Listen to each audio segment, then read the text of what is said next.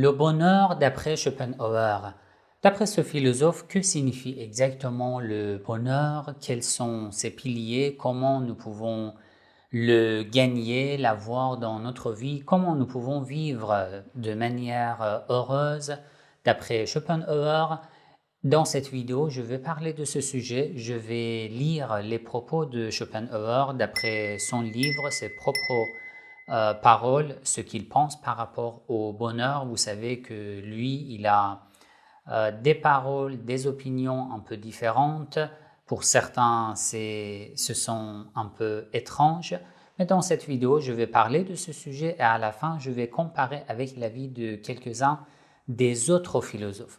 Bienvenue à l'émanation. Dans cette vidéo, nous allons parler, comme les autres vidéos, de l'avis des philosophes. Dans ma chaîne, je me base dans chaque vidéo sur les propos de chaque philosophe et j'essaie de les analyser. Si vous n'avez pas encore visionné les vidéos précédentes, n'hésitez pas à les visionner. J'ai essayé de analyser les propos de chaque philosophe dans des sujets bien précis d'après leurs propres explications, ce qui nous aide à comprendre mieux ce qu'ils pensaient, ces philosophes. J'ai fait des vidéos sur Spinoza, Avicenne, Ibn Sina, Schopenhauer et encore plusieurs autres philosophes dont je vais parler dans mes autres vidéos. Dans cette vidéo, je vais parler du bonheur, la question du bonheur. Comment je peux penser, je peux dire que je suis heureux dans ma vie? J'ai gagné le bonheur. Chez les philosophes, parmi les philosophes, il y a de différents avis. Dans les religions, il y a des avis différents. Dans chaque culture que vous cherchez, vous découvrez, vous voyez que chaque groupe ou chaque personne a une vision particulière et différente par rapport aux autres concernant la question du bonheur. Il y a beaucoup d'éléments qui ont des impacts sur ce sujet. Cela dépend comment tu vis, comment tu vois le monde, quels sont tes objectifs, quelle est la destination de ta vie, quelles sont les références de l'existence d'après toi. Il y a énormément, il y a des milliers d'éléments qui ont des impacts sur la question de bonheur d'après chaque personne. Ici, je vais parler de Schopenhauer et de ses paroles. Dans son livre Aphorismes sur la sagesse dans la vie, il parle précisément de ce sujet, la question du bonheur. Au début, comme d'habitude, de toutes mes vidéos, je lis les paroles de Schopenhauer et j'essaie de vous expliquer comment il pense, comment il définit le bonheur. Ensuite, je vais là où j'ai des critiques, où j'ai un avis différent, je vais rajouter et à la fin, je vais comparer son avis, en résumé, avec l'avis d'un grand philosophe musulman qui pense un peu différemment par rapport à Schopenhauer. Donc je vous propose de visionner cette vidéo jusqu'à la fin. Alors, le livre Aphorismes sur la sagesse dans la vie. La traduction que je partage avec vous, c'est la traduction de Cantacuzène. Voilà, vous voyez. Je vous montre d'abord la table des matières. Regardez l'introduction, chapitre 1, division fondamentale, là où Schopenhauer nous parle de comment il divise les sujets, les fondements de la question du bonheur. Et ensuite, là, il parle de quelques catégories. Chapitre 2, de ce que l'on est. Comment nous sommes. Ce que l'on est. C'est la base, d'après Schopenhauer, une grande partie de l'influence sur le bonheur de chaque personne, ça provient de cette question de ce que l'on est. Le chapitre suivant, de ce que l'on a. Chapitre numéro 4, de ce que l'on représente. Et à la fin, il y a des maximes et des autres, paroles, de diverses paroles. Très bien. Je commence par l'introduction. Ici, je dois lire quelques passages des explications de Schopenhauer. Je prends ici la notion de la sagesse dans la vie, dans son acception immanente, c'est-à-dire que j'entends par là l'art de rendre la vie aussi agréable et aussi heureuse que possible. Cette étude pourrait s'appeler également l'eudémonologie. Ce serait donc un traité de la vie heureuse, même si lui, il croit que ce qu'il pense et ce qu'il déclare dans son livre est différent par rapport à ce que nous étudions dans l'eudémonologie. Celle-ci pourrait à son tour être définie une existence, l'eudémonologie, ou une vie heureuse. Celle-ci, une vie heureuse, à son tour, peut être définie une existence. Ça veut dire qu'une vie heureuse existe. Et la question, c'est comment atteindre. Mais lui, il a un avis différent. Une existence qui est considérée au point de vue purement extérieur, ou plutôt, comme il s'agit ici d'une appréciation subjective, qui, après froide et mûre réflexion, est préférable à la non-existence. D'après lui, le bonheur, c'est plus préférable de le considérer comme non-existant plutôt que existant. Comment il pense, petit à petit, nous allons apprendre. La vie heureuse ainsi définie nous attacherait à elle par elle-même et pas seulement par la crainte de la mort. Il en résulterait, en outre, que nous désirerions la voir durer indéfiniment. Si la vie humaine correspond ou peut seulement correspondre à la notion d'une pareille existence, c'est là une question à laquelle on sait que j'ai répondu par la négative dans ma philosophie. L'eudémonologie, au contraire, présuppose une réponse affirmative. Voilà. Ici, dans l'introduction, en résumé, juste quelques passages des explications de Schopenhauer, c'était ça, juste une introduction. Le chapitre 1, qui est très important, la division fondamentale.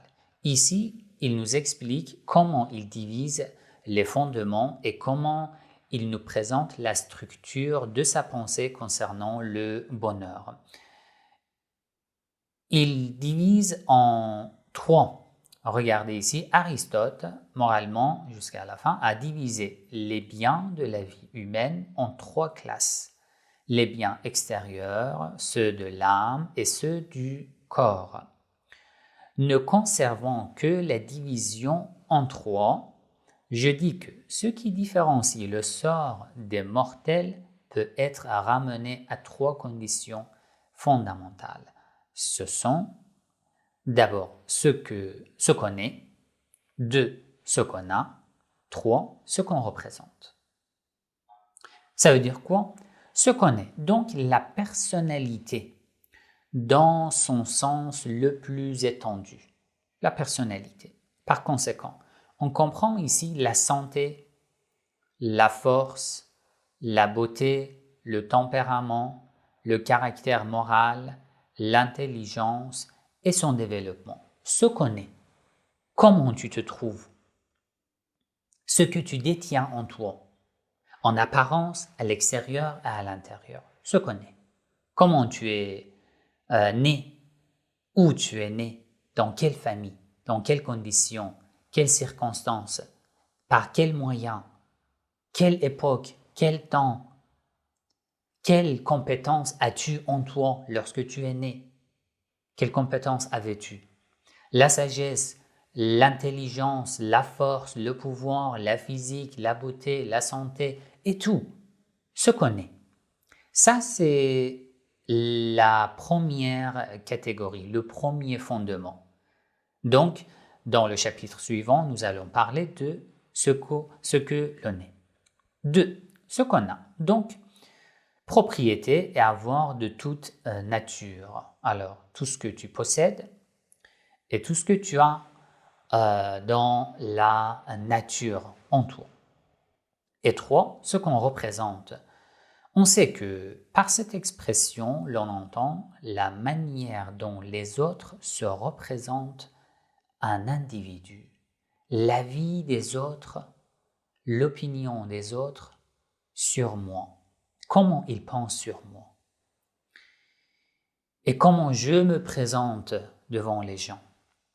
Par conséquent, ce qu'il est dans leur représentation, cela consiste donc dans leur opinion à son égard et se divise en honneur, rang et gloire.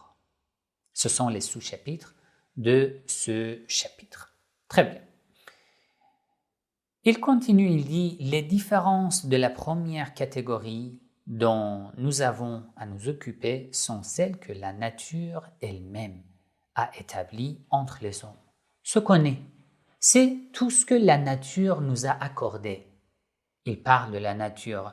Comment je suis né, les caractéristiques apparentes ou à l'intérieur, la santé et tout. Ce qu'on est comprend tout ce que je viens de dire. La nature elle-même a établi entre les hommes, d'où l'on peut déjà inférer que leur influence sur le bonheur ou le malheur sera plus essentielle et plus pénétrante que celle des différences provenant des règles humaines et que nous avons mentionnées sous les 2 rubriques suivantes. Ceci veut dire que d'après lui, ce que tu es a plus d'influence sur ton bonheur que ce que tu as, que ce que tu représentes. Donc, ces 3 fondements sont classés d'après l'ordre de la priorité et de l'influence. Ce que tu es, si on veut dire en pourcentage, ce que tu es a un rôle plus de, on peut dire 70% sur ton bonheur. Ce que tu as une part plus que ce que tu représentes. Les vrais avantages personnels, tels qu'un grand esprit et un grand cœur, sont par rapport à tous les avantages du rang, de la naissance, même royale, de la richesse et autres. Ce que les rois véritables sont aux rois de théâtre. Alors ici aussi, il parle de cette manière. Il dit lorsque je parle du rôle de ce que tu es dans ton bonheur et que je veux le comparer avec ce que tu as et ce que tu représentes, c'est comme si je suis en train de te raconter l'histoire d'un vrai roi et je suis en train de le comparer avec l'histoire d'un roi au théâtre. Un roi qui n'est pas vrai. C'est ça l'influence de ce que tu es sur ton bonheur d'après Schopenhauer. Voilà.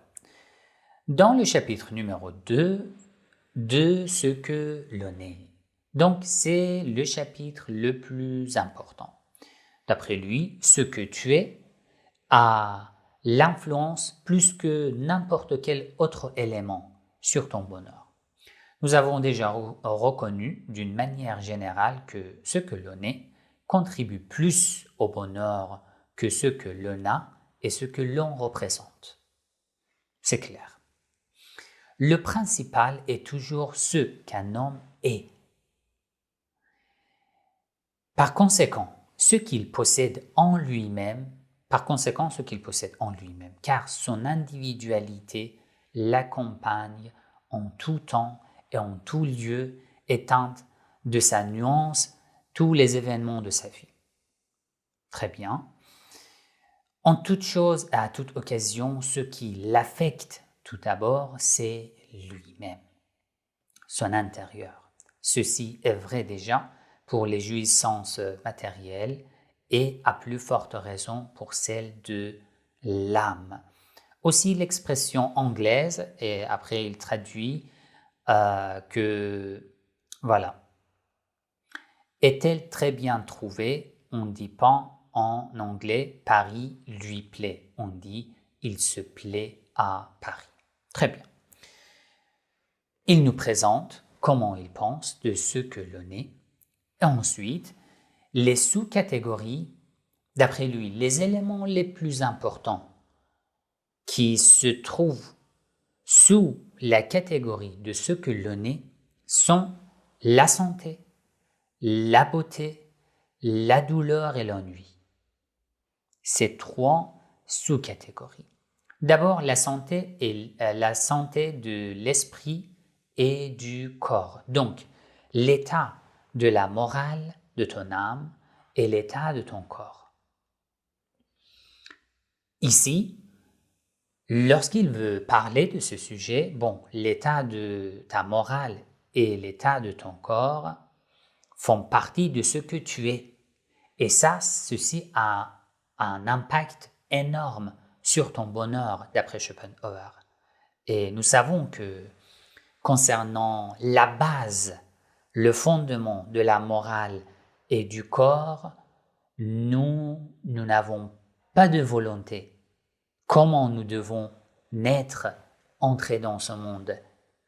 Vous savez que la morale, l'âme et le corps, la physique de chaque personne sont différents et ils n'avaient pas le choix d'en choisir avant de venir sur ce monde. Et ça, ici, d'après moi, il y a une conclusion dangereuse que ce que tu es, d'accord, la morale et le corps, dans la vie, tu peux faire quelque chose pour les améliorer, pour rectifier leurs erreurs, pour les perfectionner. Ça, c'est correct. Mais le fait de penser que ce que tu es, comme tu es actuellement, ceci a un impact énorme sur ton bonheur, tu peux en déduire des conclusions dangereuses que alors je ne suis pas responsable, que je n'ai pas de libre arbitre par rapport à ce sujet. C'est un point de critique sur ce qu'il pense Schopenhauer et par la suite je vais en parler. La santé de l'esprit et du corps, il continue, mais si l'individualité est de mauvaise qualité, toutes les jouissances seront comme un vin exquis dans une bouche imprégnée de fiel. Ainsi donc, dans la bonne comme dans la mauvaise fortune, et sauf l'éventualité de quelques grands malheurs, ce qui arrive à un homme dans sa vie est de moindre importance que la manière dont il le sent, c'est-à-dire la nature et le degré de sa sensibilité sous tous les rapports. Ce que nous avons en nous-mêmes et par nous-mêmes, en un mot, la personnalité et sa valeur, voilà le seul facteur immédiat de notre bonheur.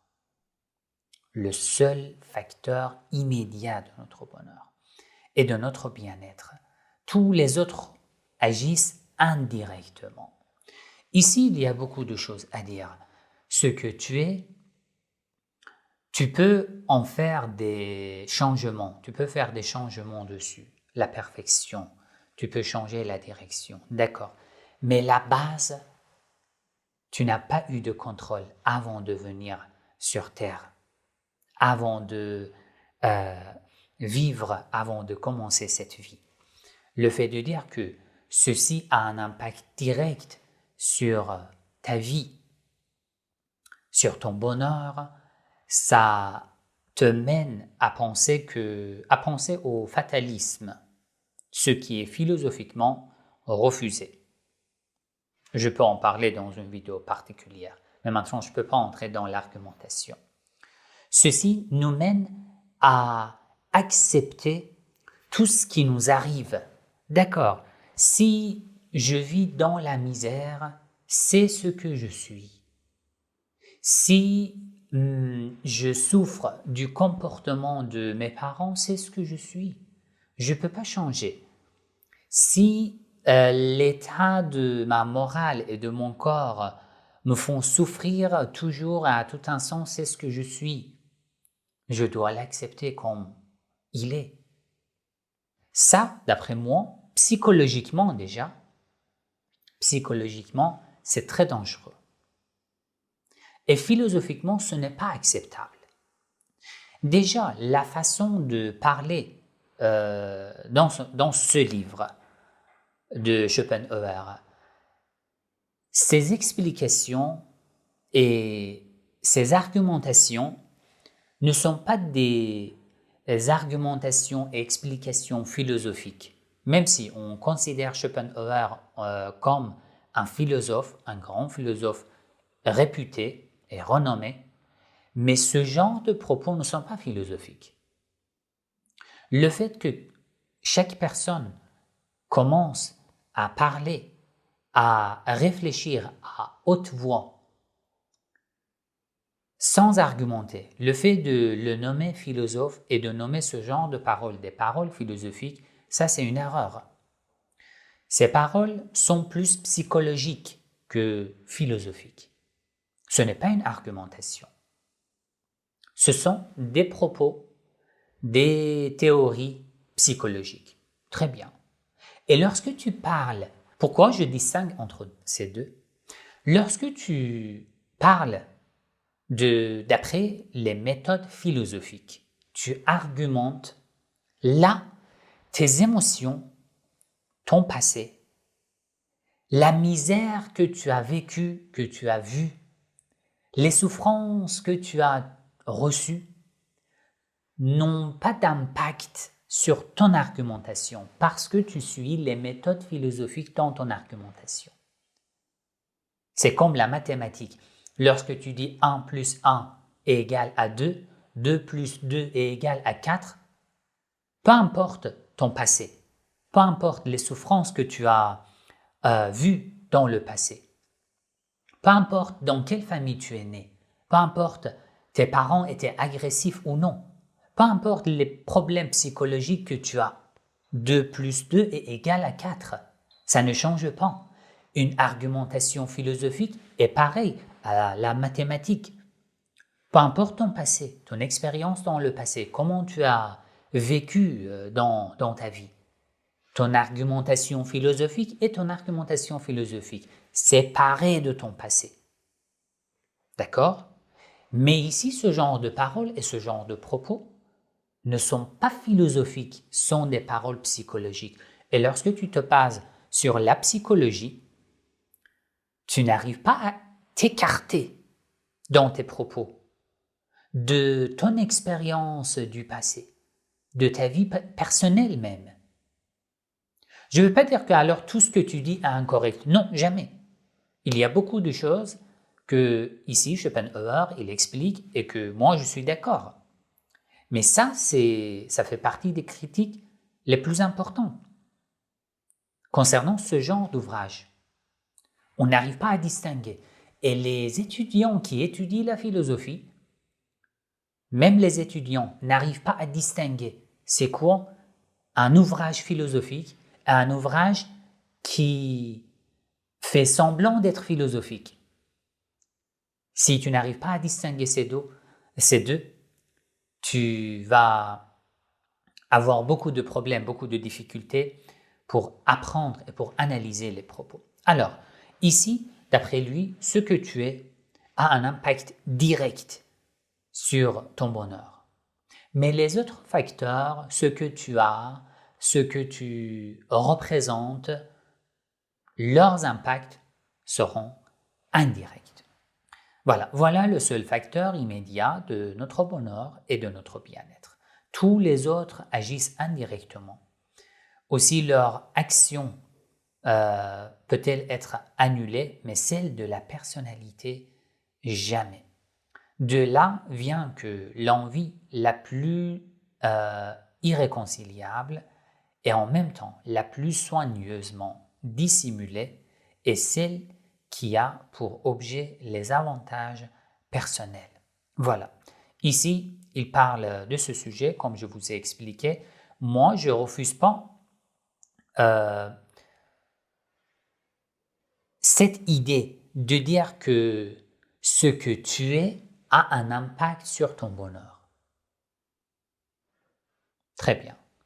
Mais je trouve ce que Schopenhauer dit ici, dans ce chapitre, un peu exagéré. 1. 2. Schopenhauer n'a pas encore défini le bonheur. Nous allons suivre les chapitres, chapitre par chapitre, et à la fin, nous allons comprendre. Jusqu'à maintenant, nous avons compris que d'après lui, le bonheur est plus non existant que existant. Ça, nous avons compris.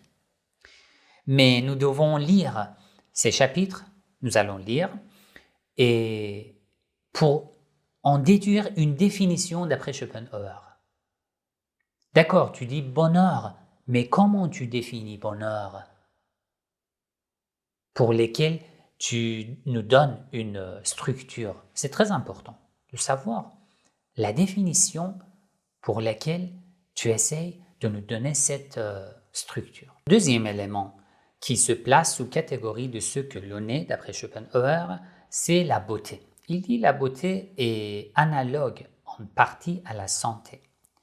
Cette qualité subjective, bien que ne contribuons qu'indirectement au bonheur par l'impression qu'elle produit sur les autres, a néanmoins une grande importance même pour le sexe masculin. La beauté est une lettre ouverte de recommandation qui nous gagne les cœurs à l'avance. C'est à elle surtout qui s'appliquent ces vers d'Homère. Il ne faut pas dédaigner les dons glorieux des immortels que seuls ils peuvent donner et que personne ne peut accepter ou refuser à son gré. Troisième, c'est la douleur et l'ennui. Ensuite, l'intelligence. Ça aussi, ça se trouve sous catégorie de ce que l'on est d'après lui. Un simple coup d'œil nous fait découvrir deux ennemis du bonheur humain. Ce sont la douleur et l'ennui. Ici, c'est très important. La douleur et l'ennui. En outre, nous pouvons observer que dans la mesure où nous réussissons à nous éloigner de l'un, de soit la douleur ou l'ennui, nous nous rapprochons de l'autre, soit la douleur, soit l'ennui. Et réciproquement, de façon que notre vie représente en réalité une oscillation plus ou moins forte entre les deux. Cela provient du double antagonisme dans lequel chacun des deux se trouve envers l'autre.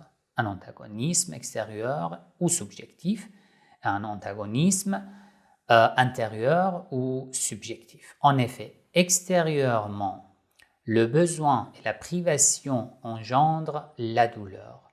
En revanche, l'aise et l'abondance font naître l'ennui. Ici, c'est important. Je répète, d'après lui, la privation engendre la douleur. En revanche, l'aise et l'abondance font naître l'ennui. C'est pourquoi nous voyons la classe inférieure du peuple luttant incessamment contre le besoin, donc contre la douleur, et par contre la classe riche et élevée dans une lutte permanente, souvent désespérée, contre l'ennui. Très bien. Ici, c'est important en fait de parler de ce sujet. La douleur et l'ennui, ces deux, oui, nous voyons que il n'y a pas de solution pour fuir de ces deux options, soit l'un, soit l'autre. Comme Schopenhauer, il dit, soit tu te rapproches de la douleur, et si tu t'éloignes de la douleur, tu te rapproches de l'ennui. Tu ne peux pas t'échapper de l'un de ces deux. D'accord. Et les deux sont blâmables, d'après lui, d'après Schopenhauer. Ici, moi, je veux rajouter que l'ennui peut être blâmable. La douleur, cela dépend. La douleur, de quelle douleur nous parlons? Parfois, la douleur peut être un mal, un signe de malheur. Parfois, la douleur peut être un signe de bonheur. C'est important de distinguer entre ces deux. Dans une autre vidéo, je vais parler de ce sujet. Je vais parler de la douleur, la philosophie de la douleur. C'est le premier point. Donc, le fait de dire que nous n'avons que ces deux options, soit l'ennui, soit la douleur, ça, je ne peux pas accepter à 100%. Déjà, la douleur, cela dépend. Quelle douleur, à quel degré, quel type de douleur, c'est important. Et ensuite, ici, ce qui manque dans les propos de Schopenhauer, c'est qu'il vérifie la vie humaine, la vie personnelle, individuelle, c'est sa méthode, tout en négligeant une grande partie de l'être des êtres humains, de l'existence des êtres humains.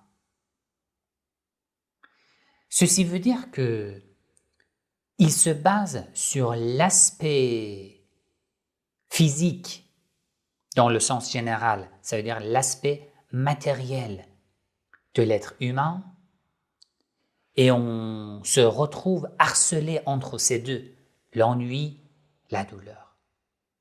Alors que ce n'est pas une vision complète, d'après notre philosophie, de l'être humain et de l'existence de l'être humain.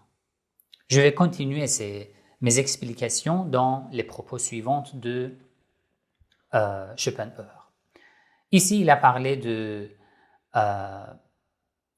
la douleur, l'ennui, l'intelligence. Ensuite, dans cette page 36, il rapporte une parole à quoi lui aussi il croit, Schopenhauer.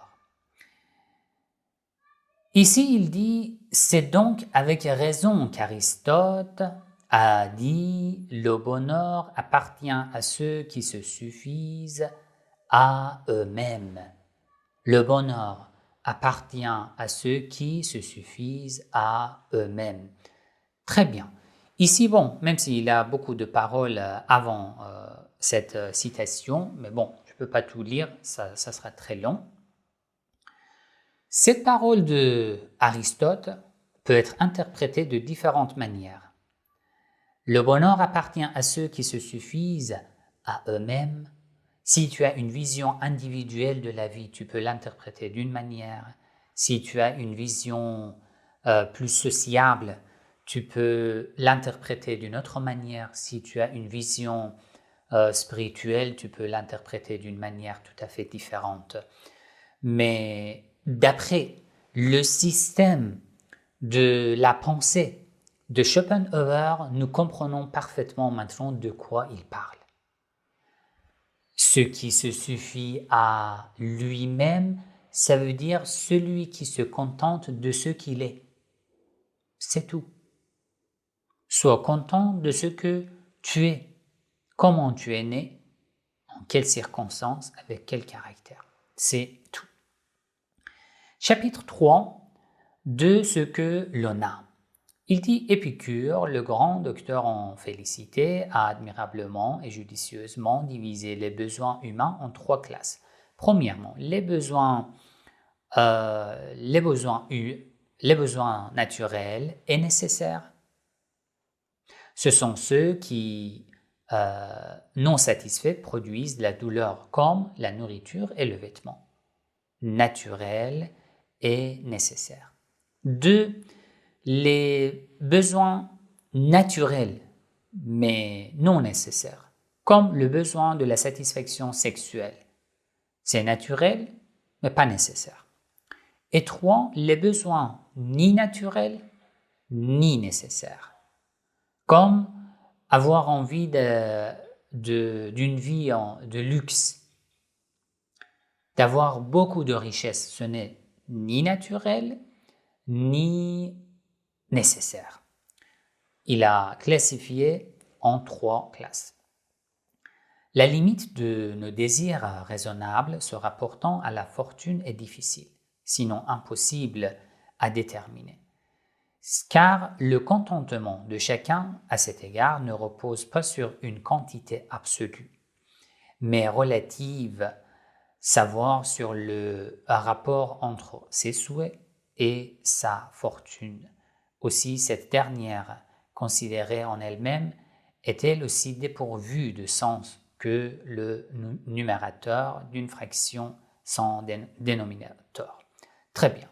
Ici, cette classification est intéressante. Mais quand même, la vision n'est pas une vision complète. D'accord? Nous avons classifié nos besoins. Cette classification nous aide à gérer notre vie quotidienne de manière que nous pouvons éviter d'avoir beaucoup de mal, nous pouvons réduire le taux de mal, nous pouvons essayer de nous contenter de ce qu'on est et de ce qu'on a. Parce que ce que tu as, il n'y a pas de fin dans tes désirs.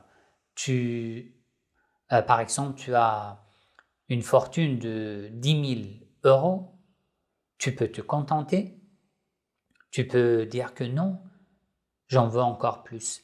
100 000 euros, tu peux te contenter et gérer ta vie, tu peux dire que non, j'en veux encore plus. 1 million d'euros, je veux encore plus. La limite, c'est où? Il n'y a pas de limite. Tu ne seras jamais content. Donc, ce que tu as, d'après Schopenhauer, ce que tu as ne peut pas te garantir le bonheur. Mais comment tu le gères peut t'aider à obtenir le bonheur. Ça veut dire quoi? Ça veut dire à te sentir mieux, c'est tout. Tu peux avoir 100 000 euros et être content et satisfait. Tu peux avoir 100 000 euros et souffrir. Pourquoi je n'ai pas 1 million d'euros? Voilà. Ça, c'est correct. C'est une bonne vision. Dans les enseignements des gnostiques, dans la gnose, dans les enseignements, dans les religions, nous parlons beaucoup de ce genre de ce sujet. Il faut se contenter de ce qu'on a. Sinon, tu dois te préparer pour souffrir à tout instant, à tout le temps. C'est normal. Toujours avoir du stress, toujours être souciant, toujours se comparer avec ceux qui sont supérieurs à toi, et ça te donne beaucoup de mal. Alors que si tu te regardes, tu es déjà riche, mais tu n'es pas heureux, tu n'as pas le bonheur. C'est important cette explication, et c'est intéressant. Ici, il dit la source de nos mécontentements est dans nos efforts toujours renouvelés pour élever le facteur des prétentions, pendant que l'autre facteur s'y oppose par son immobilité. Ce que je viens de vous expliquer. La fortune dont on dispose doit être considérée comme un rempart contre le grand nombre des maux et des malheurs possibles, et non comme une permission et encore moins comme une obligation d'avoir à se procurer les plaisirs du monde. La fortune, la richesse que tu as, si tu arrives à gérer, à en profiter pour réduire le mal, le taux de malheur, ça va t'apporter le bonheur. Mais si tu en profites pour te précipiter à gagner encore plus, tu ne vas jamais te sentir heureux. Donc, ici, nous pouvons dire que, d'après Schopenhauer, la définition, une définition courte et concise du bonheur, c'est quoi? C'est le fait de réduire le malheur, le fait de réduire le mal, combattre, lutter contre le mal pour sentir moins de mal. C'est le bonheur, d'après lui, d'après Schopenhauer. D'après lui, essayer d'avoir moins de mal est égal au bonheur. Donc, d'après Schopenhauer, Le bonheur a un sens négatif et non positif. Comme il est dit dans l'introduction, maintenant vous comprenez bien. Le bonheur est plus proche à non existant que existant. C'est un concept plus non existant que existant. Très bien. Ensuite, chapitre numéro 4, de ce que l'on représente. Ici, il parle de l'opinion d'autrui, il parle du rang, il parle de l'honneur et il parle de la gloire.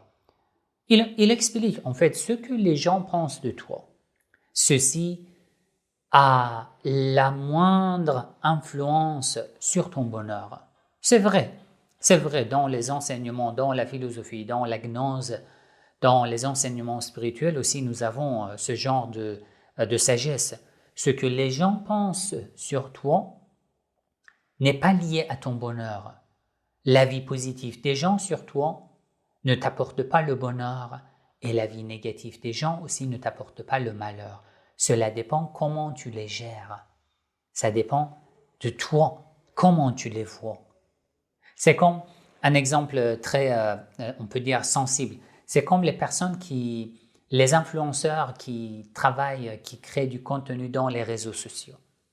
Lorsqu'ils lisent les commentaires négatifs, ça les déstabilise, ils ne sont pas contents, ça leur donne beaucoup de stress, la dépression et tout. Parfois, ils ont envie même de s'écarter des réseaux sociaux pour se retrouver encore la morale, alors que pour certaines personnes, non, c'est pas important. Si quelque chose de profitable, ils en profitent, sinon, ils ferment la porte de leur cœur devant ce genre de propos négatifs, afin de ne pas être sous l'influence de ce genre de choses. Ici, dans ce chapitre aussi, il parle des choses qui sont confirmées dans la philosophie même, la philosophie islamique, dans la gnose, dans les religions. C'est intéressant ce qu'il dit ici. Dans le chapitre numéro 5, ici, la page 160, il rapporte quelques paroles. D'après Voltaire, le bonheur n'est qu'un rêve et la douleur est réelle. Ici, vivre heureux, par vivre heureux, il faut entendre seulement moins malheureux. En un mot, supportablement.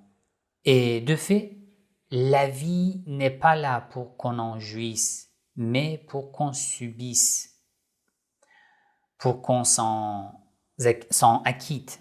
C'est ce qu'indiquent aussi bien des expressions jusqu'à la fin. Ensuite, l'homme le plus heureux est donc celui qui parcourt sa vie sans douleur trop grande, soit au moral, soit au physique, et non pas celui qui a eu pour sa part les joies les plus ou vives ou les jouissances les plus fortes, etc.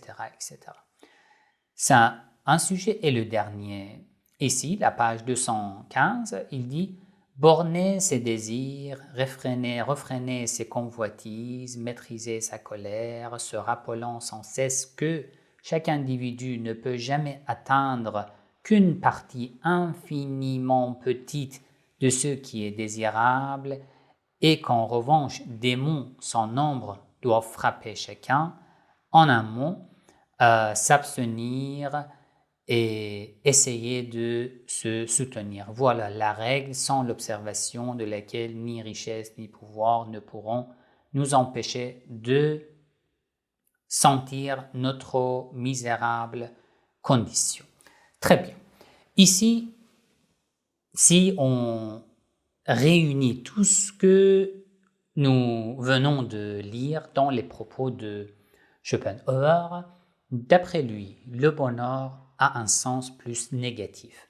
Le bonheur n'est pas contre le malheur. Le bonheur, c'est le taux réduit du malheur. Le fait de souffrir moins, ceci veut dire que tu as eu le bonheur. J'ai rajouté des critiques, j'ai rajouté des analyses, entre parenthèses, j'ai rajouté mes explications là où j'étais pas d'accord. Mais ici, je pense que c'est intéressant de vous donner en résumé ce que pense un philosophe non occidental, un philosophe musulman, comme Avicenne. Avicenne, dans son livre Al-Isharat wa Tanbihat, chapitre numéro 8, Al-Namat al-Thamin fil Bahjati wa Sa'ada. Il a un chapitre particulier sur le bonheur. Je vais faire une vidéo particulière concernant le bonheur d'après Avicenne Ibn Sina, un philosophe du IVe siècle de l'Hégire dans le calendrier hégirien islamique. D'après Avicenne Ibn Sina, d'après Farabi, d'après Sohrawardi, d'après Mullah Sadra, d'après les philosophes les plus réputés musulmans, ils ne définissent pas le bonheur ainsi. 1. Leur définition est différente. 2. Ils ne se limitent pas sur la vie quotidienne de l'être humain. 2. 3. Ils ne se limitent pas sur les besoins matériels des êtres humains. 4. Ils ne voient pas l'être humain comme un être 100% absolument matériel et physique. Ils croient qu'une grande partie de notre être est métaphysique et invisible. Déjà, j'ai enregistré une vidéo concernant l'invisible d'après Avicenne Ibn Sina. Vous pouvez visionner cette vidéo. Est-ce que d'après Ibn Sina, l'invisible existe et comment il définit l'invisible? Et quelles sont ses argumentations? Ces 4 ou 5 différences entre ces philosophes musulmans avec quelqu'un comme Schopenhauer veulent vous dire beaucoup de choses. Ici, je veux juste lire quelques phrases, des premières phrases de Ibn Sina dans son livre Al-Isharat wa Tanbihat concernant le bonheur. D'abord, si vous visionnez mon autre vidéo dans laquelle j'ai parlé de l'invisible d'après Ibn Sina, là vous aurez une base sur sa pensée, sa méthode de pensée. Là, vous allez comprendre que d'après lui, une grande partie de l'être humain, de l'existence de l'être humain, ce sont des concepts métaphysiques et immatériels. Et parmi ces concepts immatériels, il y en a deux types, deux catégories. Une catégorie des concepts immatériels qui existent en nous sont liés aux choses sensibles, ça veut dire aux choses qui peuvent être conçues par la sensation, comme l'amour, la peur, la crainte, la pudeur et en fait même le stress et tout. Une autre partie, ce sont des concepts qui existent, qui ne sont pas visibles, qui ne sont pas liés aux choses sensibles. Et ça aussi, ça constitue une grande partie de l'être des êtres humains, de l'existence des êtres humains. Ici, dans ce chapitre, il dit cela dépend.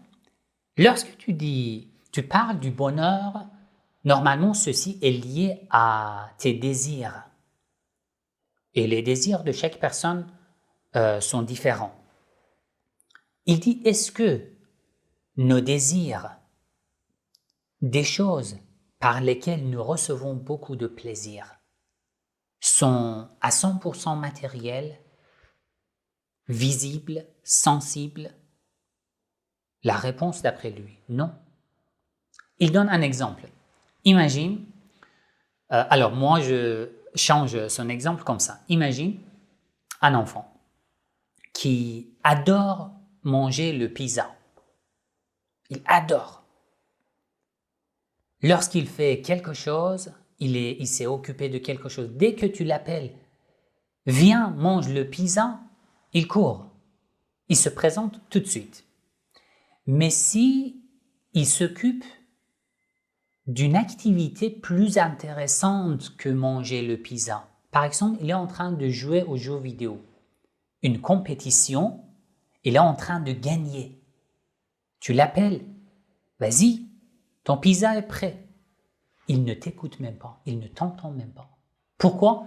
Le plaisir qu'il va recevoir en gagnant dans une compétition, en jouant des jeux de vidéo, pour lui donne plus de plaisir que manger le pizza. Alors ce plaisir que tu reçois lorsque tu as gagné, c'est un plaisir matériel, visible, sensible ou invisible. C'est un plaisir invisible lié aux choses sensibles, d'après Ibn Sina. Il nous dit, alors, ceci est un petit exemple pour vous dire que regardez, les plaisirs les plus forts, comme les repas les plus délicieux, comme les loisirs les plus agréables, tous les plaisirs matériels les plus intéressants devant un plaisir immatériel, invisible, ne sont rien, n'ont pas de force.